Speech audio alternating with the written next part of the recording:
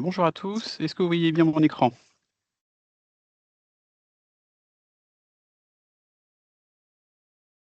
Oui, c'est bon.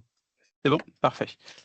OK. Alors, je vais vous partager effectivement du coup, notre axe là sur le chemin qu'on a parcouru et qu'on est en train de parcourir sur le recours à l'IA dans nos métiers d'architecte d'entreprise. Alors je suis architecte d'entreprise au sein d'SNCF Connect and Tech. Donc pour situer très rapidement, on fait partie donc du coup, bon, du grand groupe SNCF et en particulier, on est une filiale de d'SNCF Voyageurs. Et on a, 3 cœurs de métier. On est à la fois une agence de voyage, on est même la première agence de voyage, en France. On est éditeur de solutions de mobilité, donc on a des applicatifs, multi-clients, facturés sur des modèles, SaaS notamment. Avec quand même des volumes assez conséquents de transactions qu'on opère déjà. Et on est également fournisseur de services numériques, donc activité ESN, je dirais, en particulier pour le groupe SNCF, mais aussi pour des acteurs externes, généralement liés à la gestion de la mobilité. Voilà. Alors, nous, ce qu'on a, comme tout le monde, je pense, le recours à l'IA, on l'a d'abord fait sur, des cas d'usage assez simples, des résumés de réunion, de l'aide de la synthèse de livrables qu'on pouvait produire pour, en faciliter la diffusion, parce que c'était de toute façon généralement les premières intégrations natives, qu'on avait en fait, que proposées par les éditeurs. On a exploré ensuite donc plutôt la partie, du coup, étude d'entrants, donc sur, des réponses à appels d'offres, pour se poser la question, voilà: «Est-ce que sur un marché public, est-ce qu'on a un intérêt à aller plus loin dans l'analyse? Est-ce que, un travail conséquent de l'AE, sera requis? Ou alors est-ce que, enfin, comment optimiser un peu l'effort?» Donc ça, toujours pareil, en profitant des fonctions, apportées, on va dire, par les premiers modèles, en particulier, du coup, les agents de bureautique. Et puis ensuite, on a commencé, voilà, à être vraiment sûr, à se dire: «Bah, finalement, on aimerait pouvoir faciliter vraiment l'analyse, autour du respect de certains principes qu'on a pu poser». Donc là, on a commencé à s'intéresser à, comment on peut, industrialiser, notre analyse, de réponses de soumissionnaires à des appels d'offres internes. Enfin internes, en tout cas pour des acquisitions pour nous. Hem Et on est tombé très vite sur une problématique, qui était, eh bien, pour que ces analyses soient pertinentes, il est nécessaire, d'avoir en fait une base de connaissances, un référentiel des principes applicables, qui soit pleinement intelligible. On pensait que c'était le cas. On avait déjà un certain nombre de principes IT, enfin principes SI, et référencement de normes et standards applicables, qui nous semblaient tout à fait, clairs, intelligibles. Et on s'est rendu compte, pour plein de raisons, que c'était pas tout à fait le cas. Donc ça, je ferai un petit focus après sur ce cas d'usage justement, cette centralisation, des principes SI et leur bonne diffusion. Alors on a eu recours notamment, donc au MCP Linux, mais pas que, et surtout on est sur, finalement, on avait besoin de toute façon d'être capable d'aller agréger plusieurs sources. Alors peut-être quand même pour donner un peu de contexte, on a fait un investissement il y a, 1 an et demi, 2 ans, ça fait 4 ans qu'on est client Linax. Depuis 1 an et demi, on a commencé à documenter, et on l'a évoqué juste avant, nos principes SI directement dans Linax. Pourquoi on a fait ça? Parce qu'on documente aussi notre dette SI directement depuis Linax. Donc tout manquement à un principe donnant lieu chez nous à une dette, on a cette traçabilité du coup qui est assurée. Hem, donc voilà, on avait déjà fait commencer cet investissement-là, mais on a continué l'effort. Là, ce que je vous présente, c'est vraiment globalement un effort fait sur les 6 derniers, enfin sur 6 mois à peu près. Et là où maintenant on est dans une phase qui est beaucoup plus intéressante, c'est qu'on a vraiment accéléré, sur l'utilisation de l'IA. On est passé d'une logique finalement d'avoir un assistant pour, optimiser notre effort, à vraiment ce que je vais appeler un adjoint pour renforcer notre influence.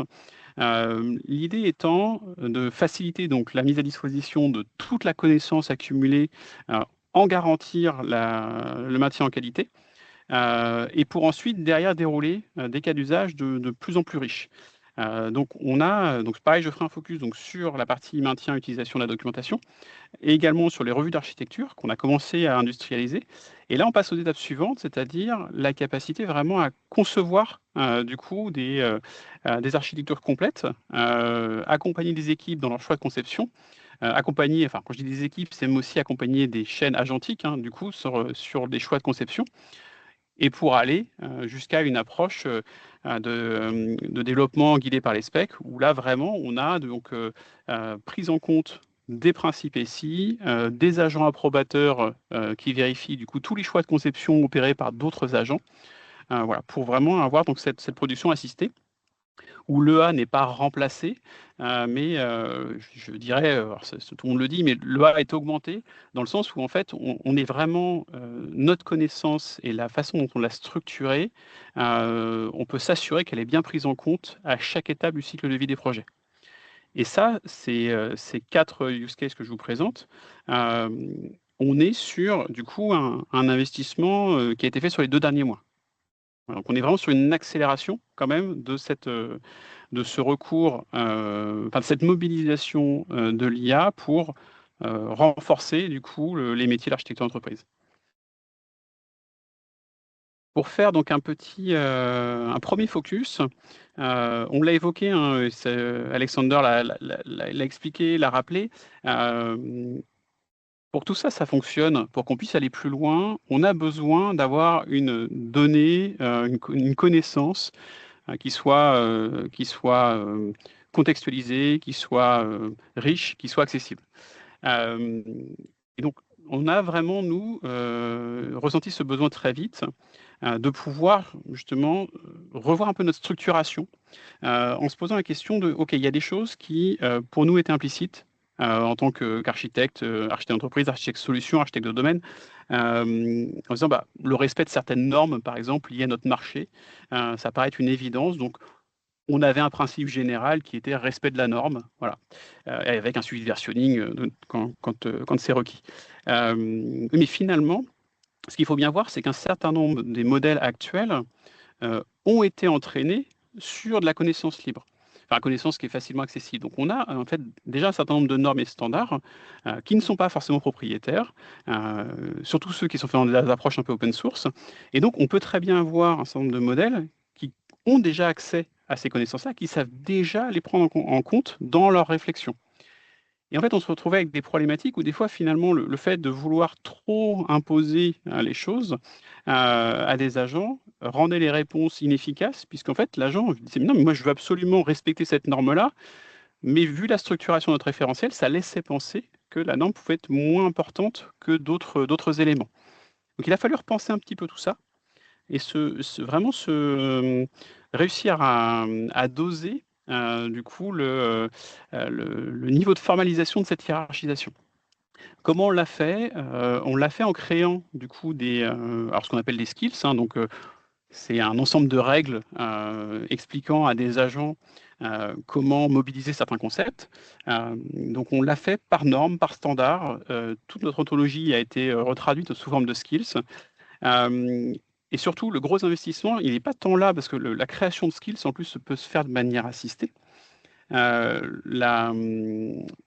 vrai travail a été de construire en fait un contrat standard qui permet, du coup, quand un agent demande, voilà, j'ai besoin de savoir qu'est-ce qui s'applique dans un certain contexte, j'ai besoin d'avoir le détail d'une norme ou d'un standard, ou j'ai besoin d'aller chercher la toute dernière version. Par exemple, quand on veut faire des différentiels entre 2 versions, et bien voilà, c'était de poser ce contrat permettant du coup sur les interrogations des agents de leur fournir en fait l'ensemble des principes qu'ils doivent prendre en considération et pour quelles raisons ils doivent les prendre en considération. Donc voilà, ça a été finalement notre premier gros travail. Pourquoi? Parce que il était vraiment important que la connaissance et la structuration même de la connaissance soit suffisamment compréhensible pour les agents pour que, en autonomie, ils viennent se sourcer. Ils viennent récupérer les informations dont ils ont réellement besoin, et pour pas les laisser non plus en exploration trop libre, pour plein de raisons. On a besoin d'optimiser aussi la consommation des agents, les laisser aller explorer le, le grand monde d'Internet. Ça montre beaucoup de limites. Donc voilà, donc de réussir quand même à les cadrer, mais tout en profitant de la force de certains modèles. On a des modèles aujourd'hui qui sont quand même, je dirais pas matures, mais qui ont quand même une capacité à intégrer beaucoup d'éléments dans leur réflexion. Et un élément qui est essentiel à partir du moment où on commence à poser cette structuration du coup de nos référentiels de pratique, c'est d'intégrer en fait des réelles revues d'évaluation de la qualité, de la structuration des données. Voilà, s'assurer que ces données sont toujours utiles, exploitables pour des agents. Voilà. Et donc, qu'est-ce que ça permet de faire une fois qu'on a ça? Eh bien, c'est d'avoir justement pouvoir répondre à des questions. Donc là, j'ai pris un exemple, un product owner qui vient demander, voilà, je veux développer un nouvel applicatif. Il explique le contexte un petit peu de son application. Donc, je vous ai montré du coup là un prompt. Alors, je n'ai pas mal l'exemple, mais on est quand même sur une entrée qui est pas énorme, hein, 1000 caractères, pour décrire du coup fonctionnellement ce que va faire ce nouveau service. Et là, nos ressources, du coup, permettent d'alimenter un agent, lui disant, bah voilà la checklist des éléments qu'on t'encourage très fortement à prendre en considération. Voilà les standards, du coup, qui vont s'appliquer à ce service-là, que tu aurais intérêt à passer en revue. Et voilà les éléments de vocabulaire qu'il faudra considérer dans ta conception. Donc là, alors je vous ai mis quelques extraits des checklists qui ont été générés. Et je vous ai indiqué du coup à titre d'information, donc on est sur un tarif non négocié spécialement et sur un modèle relativement performant. On est sur 1,20 $ du coup d'exécution de cette demande-là et de production de cette checklist, qui pour une partie peut être utilisable. Voilà, pour donner un petit peu un ordre d'idée sur j'aurais pu mettre le temps d'exécution aussi d'ailleurs. Mais voilà, on est en dessous des 5 minutes pour produire du coup ce type de checklist.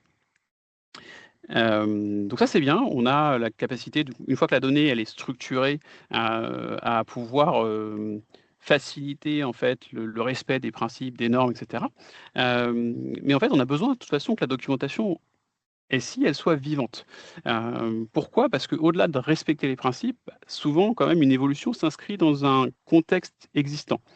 Donc on va avoir ce besoin de cette compréhension du contexte et d'enrichissement au fil de l'eau du coup de notre documentation. Alors ce qu'on a fait là-dessus, c'est on a à la fois constitué donc des agents spécialisés en collecte de données sur la documentation ici, donc collecte des données Linux, collecte de données dans de la documentation Confluence par exemple, collecte de données sur les outils de monitoring et suivi de la prod. Alors voilà, avoir du coup cette capacité à aller se sourcer, à mettre en commun l'information et à permettre du coup une restitution pour faciliter du coup le partage et l'enrichissement. Donc un des premiers use cases qu'on a mobilisé, c'est vraiment de générer des diagrammes à la volée. De dire voilà, je veux un diagramme C4 par exemple, centré sur une application donnée, pour pouvoir le partager avec d'autres acteurs, et ce qui facilitera potentiellement la mise à jour s'il y a des petites choses qui ne vont pas ou s'il y a des éléments qu'on peut compléter. Donc il faut vraiment voir les choses, se dire que la documentation, ça devient vraiment un actif à part entière, qui est vivant, et qui doit on doit pouvoir à tout moment être capable de générer des vues sans retravail. Et c'est ce niveau-là qu'il faut réussir à atteindre. Par contre, pour y arriver, nous, on a vu les limites d'un certain nombre d'outils proposés par les éditeurs, alors Linux aussi, et, enfin pas que, mais nous, on a quand même un métamodèle qui est largement customisé, enfin pas largement, mais enfin, customisé quand même. On a eu besoin de compléter la connaissance et les capacités du serveur MCP par une documentation claire, explicite de la structuration des données. La bonne nouvelle, c'est que cette documentation, on l'a autogénérée en fait grâce à des agents qui ont exploré en fait la donnée, la façon dont elle a été constituée, et repartant des spécifications du métamodèle standard. Donc l'effort finalement de contextualisation de notre paramétrage a été très réduit. C'est limité à du contrôle humain de la production qui a été opéré, mais très très peu d'efforts en soi de rédaction. Et un conseil que je peux donner, c'est tout ce qui est normes de rendu, venir enrichir justement la bibliothèque des compétences, des skills IA, pour justement poser, formaliser ces règles de rendu. Les agents ont tendance un petit peu à se perdre quand même si on leur dit juste je veux telle typologie de diagramme et si on n'a pas un petit peu cadré ce qu'on attend, puisque on le sait, hein, le rendu, la structuration de l'information est parfois très important pour pouvoir faire passer des messages. Donc ne pas hésiter à structurer la connaissance. Donc là, pareil, un exemple de sortie générée. Un prompt très simple, hein, 244 caractères, pour demander la génération d'un diagramme centré sur une application. Application étant définie dans l'INAX et avec l'ensemble de ses dépendances présentes, documentées dans l'INAX, et d'autres éléments qui vont être déduits de sa description. Tout n'était pas forcément explicite en fait dans la description. Et donc génération de diagrammes qui sont en l'occurrence là réintégrables directement dans l'INAX. Et je vous ai mis donc pareil des exemples de coûts d'exécution pour produire ces diagrammes-là qui peuvent être réinjectés ensuite dans l'outil et servir de diagramme référentiel si on est d'accord sur le fait que la donnée est satisfaisante et que ces éléments peuvent devenir du coup des ressources documentaires à part entière. Et donc sur mon dernier focus, donc une fois qu'on a cette structuration, cette base de référence compréhensible par des agents de nos principes, qu'on a cette capacité à projeter finalement l'état de la documentation, eh bien on peut, et la capacité à aller se sourcer à plusieurs endroits, on peut commencer enfin à faire des revues. Pourquoi faire des revues? Puisque aujourd'hui, dans les chaînes d'agents, on peut rajouter, en fait, il y a des approches qui fonctionnent très bien, où soit on a un agent designer, j'ai envie de dire, c'est vraiment lui voilà, qui va poser la conception, et ensuite, du coup, il y aura des agents qui vont exécuter cette conception-là. Ça marche très bien sur des nouveaux projets. Quand on est sur des projets existants, c'est un peu plus compliqué. Par contre, d'avoir des agents approbateurs intermédiaires, là, justement, quand on a un patrimoine SI qui est riche, ça a beaucoup de valeur. Donc l'objectif pour nous, c'était vraiment de commencer à construire ces agents autonomes qui sont capables d'aller critiquer le travail des autres, qui sont capables surtout de commencer à faire des suggestions. Donc on a dû donc créer donc un certain nombre de chaînes d'agents capable donc d'aller récupérer donc les principes d'architecture, mais sachant qu'on avait déjà structuré cette partie-là. Ce qui est intéressant, c'est que ces agents-là sont capables aussi de montrer qu'ils ont du mal des fois à mettre ensemble des principes. On va dire, je sais pas forcément quoi proposer comme transition ou comme plan de remédiation. Et donc c'est intéressant aussi de prendre en considération ces retours-là pour les réinjecter du coup dans les bonnes pratiques de structuration du référentiel. Ce qu'on a remarqué, c'est il faut vraiment rester sur des règles simples, des pratiques de revue qui sont ne pas vouloir en fait dire passe-moi en revue absolument tous les principes qui sont listés. Ça ne fait pas de sens. Il faut mieux une structuration de l'information qui permet déjà d'avoir des principes définis sur des portées.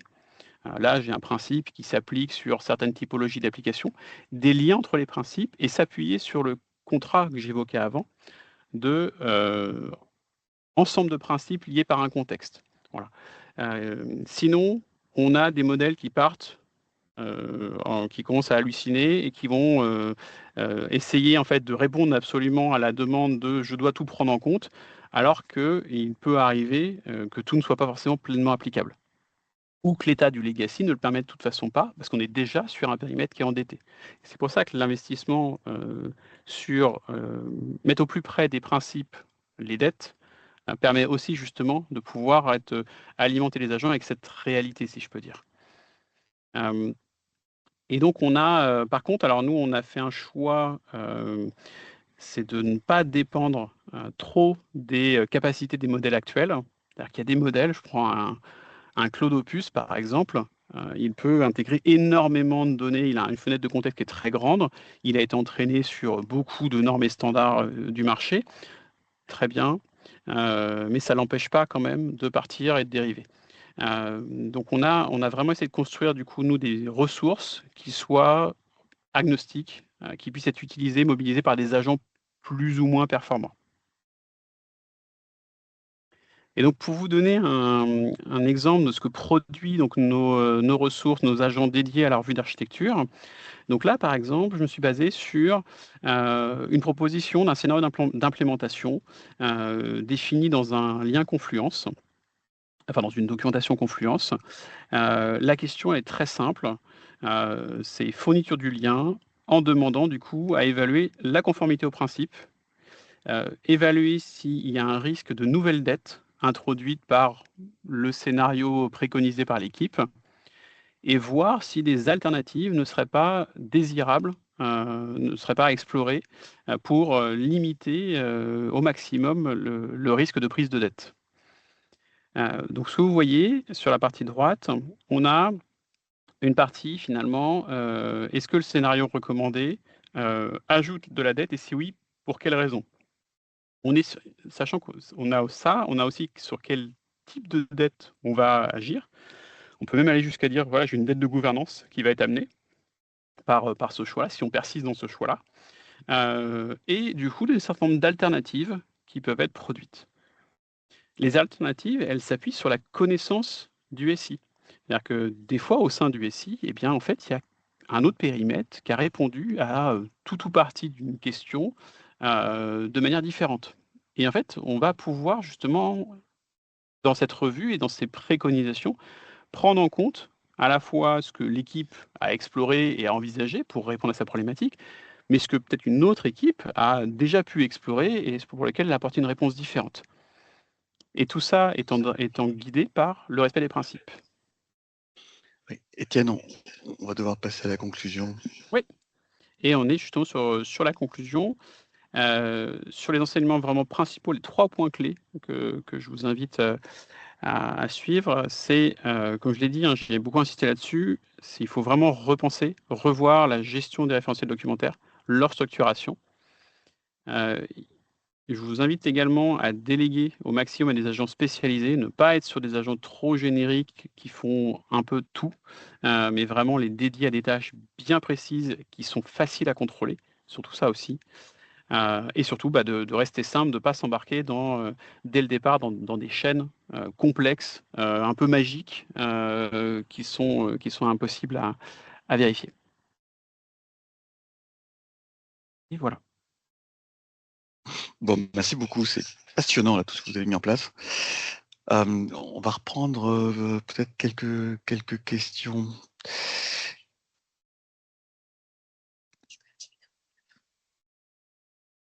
Hmm. Ah, pardon.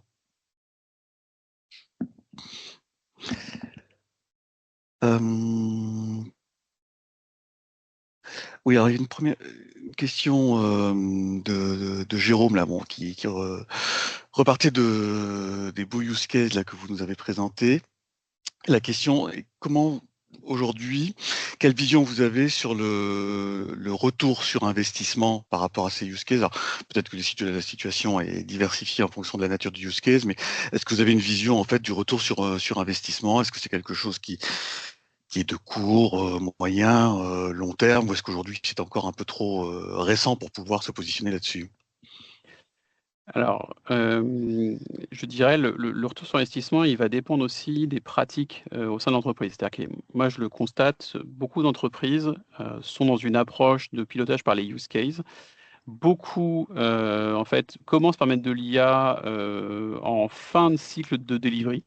validation de merge request par exemple, des étapes finalement qui normalement sont les derniers garde-fous et ne se préoccupe pas forcément du bon respect de l'intégration de tous les principes. Nous, on a justement eu ressenti ce besoin de venir accompagner au plus vite ces expérimentations-là pour éviter que ça dérive, pour éviter que les équipes partent trop loin. Donc le retour sur investissement, il est quasiment immédiat puisqu'on a rattrapé en fait des initiatives qui auraient dérivé. Qui auraient délégué à des agents en fait immatures, si je peux dire, de la production. J'espère que ce n'est pas le cas dans toutes les entreprises qui expérimentent de l'IA, mais on a eu un petit peu ce travers-là où l'envie d'aller vite, d'expérimenter, et donc on a rattrapé. Après, en termes de, si on parle vraiment le temps qui a été consacré par l'équipe d'architecture d'entreprise sur ces use cases-là, on est sur je dirais un retour sur investissement en 6 mois, à mon sens. Le niveau d'effort qui a été mis, c'est surtout en fait tout dépend à quel point l'équipe avait déjà de l'influence. En fait, nous, on renforce notre influence en diffusant ces ressources-là, en diffusant ces agents, etc. Pour une équipe qui est bien installée, je pense que le retour d'expérience peut être beaucoup plus rapide. Pour une équipe qui est peut-être moins visible, je ne pense pas qu'il y aura forcément un gros delta. Je pense qu'on peut rester effectivement dans ces délais-là sur 6 mois. On a déjà des très très bons retours, une bonne compréhension des équipes sur la plus-value et ce que ça peut leur amener. D'accord. Il y avait une autre question. Donc, on a une forme de boucle récursive. Visiblement, on a des diagrammes qui sont générés. On a de la connaissance et tout particulièrement des diagrammes qui sont générés dans l'INAX. Vous indiquez en fait si on est d'accord sur comment dire la pertinence de ce diagramme, on peut en refaire un élément de référence. Est-ce que là-dessus, ça veut dire qu'il faut se doter d'une design authority? Donc c'est une question de Jérôme. Est-ce qu'il faut se doter d'une design authority ou avez-vous un certain process qui permet de gérer cette validation? J'imagine que tout ce qui est généré n'est pas forcément réalimenté en termes de référence. Non, tout à fait. Alors après, nous, on a déjà du coup effectivement des process d'ADR avec des revues, avec un comité d'architecture qui valide les choix d'architecture, des design authority par domaine métier qui en fait peuvent être autonomes sur la prise de certaines décisions. Un des gros intérêts avec cette génération de diagrammes, justement, c'est d'avoir ce pont facilité d'échange entre les design authority locales, le comité d'architecture central et les parties prenantes métiers. Et de se dire, en fait, effectivement, au-delà de passer, on peut passer en revue des ADR, etc., et se dire, bon, j'ai un ADR validé, j'ai l'INAX qui est à jour, j'ai une connaissance riche. Sauf que finalement, le partage de ce schéma, ce diagramme généré, permet justement de rajouter en fait un point de validation explicite. Et c'est là où on en fait un élément référentiel quand toutes les parties prenantes du coup ont adhéré au fait qu'il avait une valeur. Donc c'était ça. Vraiment, pour nous, c'était de venir, de faciliter, comme on a demandé quelque chose en plus aux équipes, c'est-à-dire que les design authority produisent déjà des ADR, font déjà des revues, font déjà tout un travail du coup de communication sur ces choix d'architecture. On s'est dit, voilà, on va pas forcément travailler sur un format imposé, on va leur faciliter en fait la production d'éléments partageables. Et qui ensuite, après, du coup, parce qu'on a structuré la façon dont ils sont produits, peuvent devenir des éléments référentiels. Ok. Peut-être passer à la dernière question, une question de David. David, peut-être que je te laisse la poser en direct plutôt que Oui, bien sûr. d'en faire la lecture. Bien sûr, merci pour la présentation, Étienne. La question, c'est donc lorsqu'on augmente les données que nous vectorisons pour faire les calculs de similarité, donc tout ce qui est recherche sémantique. C'est-à-dire que lorsque nous alimentons la base de données vectorielle pour faire ces calculs de recherche sémantique, le volume de vecteurs augmente de facto et la qualité de similarité, la réponse, se dégrade. C'est en prenant un cas d'usage de similarité de composants IT, par exemple Spark, Apache Spark, quand j'avais peu d'informations, j'avais une bonne efficacité, une bonne réponse. Plus j'ai augmenté le nombre de plateformes que je décrivais dans la base, partait pas dans tous les sens, mais restait dans le domaine, mais c'était plus éparse. Une des méthodes que nous avons sur le marché pour corriger ce problème, c'est-à-dire gérer ce volume les performances et également la qualité obtenue par ce calcul de similarité consiste à créer des index.